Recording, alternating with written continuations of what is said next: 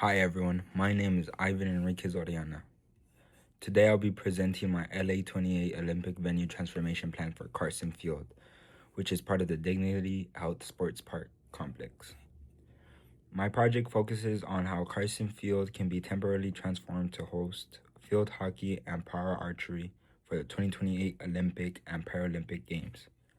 The whole idea behind LA28 is to use existing venues and avoid building new facilities, so this project really highlights sustainability, accessibility, and smart planning. The LA28 games are unique because they rely heavily on temporary and reusable venues. Instead of spending billions on new construction, Los Angeles is focusing on adapting spaces we already have. Carson Field is currently the LA Galaxy's training facility. It's modern, well kept, and in a great location, but it's not built for international competition. So the purpose of this project is to figure out how to upgrade it temporarily so it meets Olympic standards for both field hockey and para archery.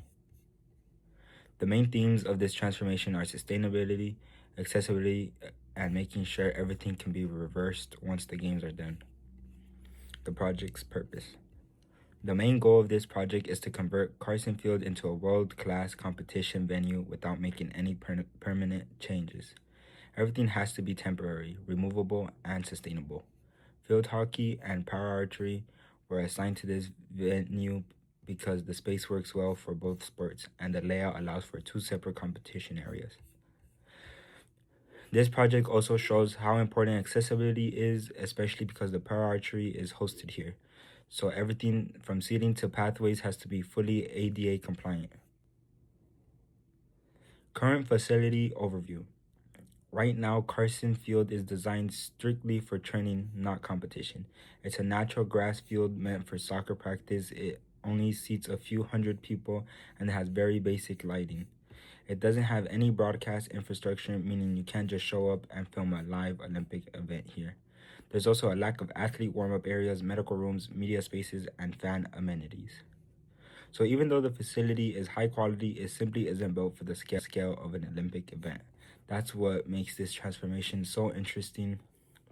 We're taking a small, specialized space and turning it into a temporary global stage. Key limitations. There are several limitations we have to address. The first one is the field surface.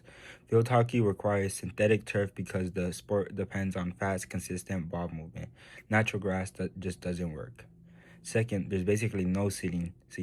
We need room for around 7,000 spectators for Olympic field hockey. Third, the lighting isn't strong enough for international broadcasting. Olympic lighting requires at least 1,500 lux evenly across the entire field. Accessibility is also a major issue. Para-athletes need wide pathways, smooth surfaces, and accessible restrooms, and none of that exists in the current facility.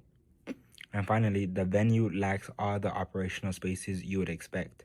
Media areas, medical rooms, anti-doping stations, warm-up zones, and equipment storage. All of these need to be added temporarily. The field hockey requirements. For field hockey, the International Hockey Federation has very specific rules.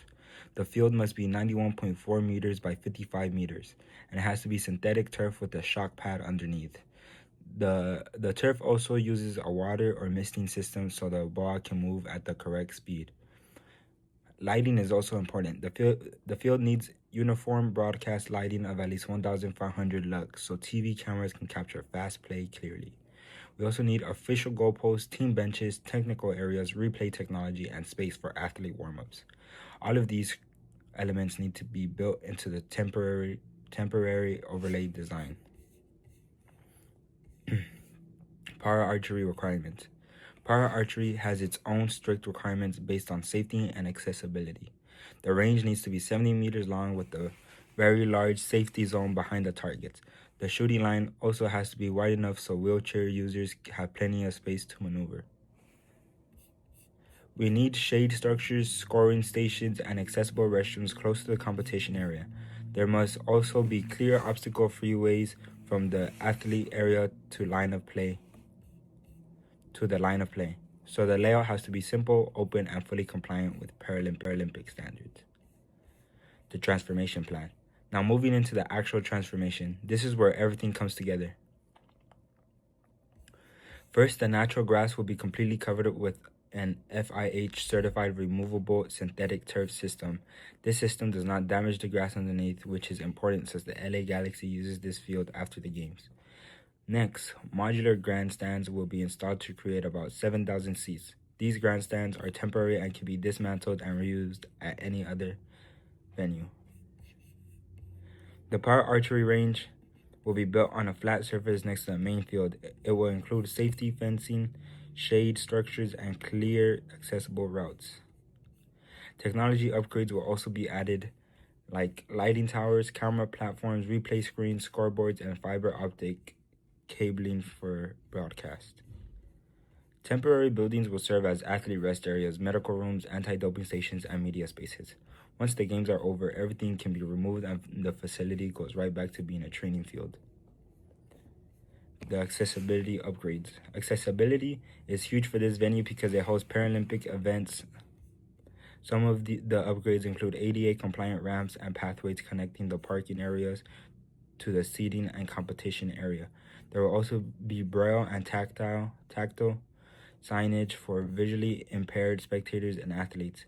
Wheelchairs, accessible seating sections with companion seating will be added to the grandstands, and athlete prep areas will be designed with extra space for mobility devices.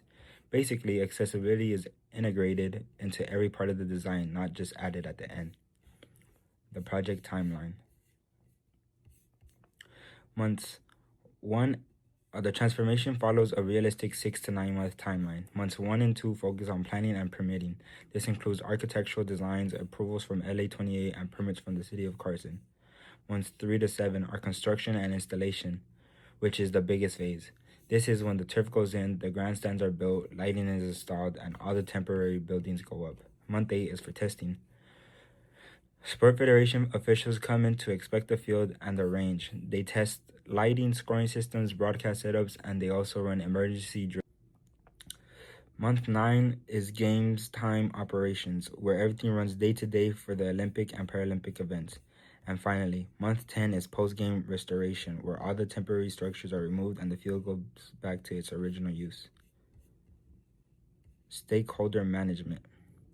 A project like this involves a lot of stakeholders. LA28 oversees planning and makes sure every decision aligns with Olympic standards. The city of Carson handles permits, transportation plans, and public safety. The LA Galaxy organization is very important because their facility is being used and they need it restored afterward. Athletes and para-athletes also need to be involved in planning because they can provide feedback on layout, accessibility, and competition needs. Broadcast partners, volunteers, and the local community are also key stakeholders. For example, community outreach helps address concerns about noise or traffic during construction. A strong communication plan, weekly meetings, bi-weekly updates, and ongoing coordination is essential to keep everyone aligned.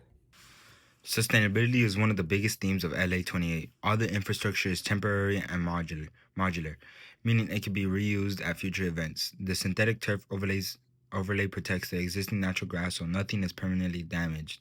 Materials like fencing, seating, and lighting towers are all designed to be taken down and repurposed. This approach cuts costs, reduces water waste, and aligns with the Olympics' long-term sustainability goals. Recommendations.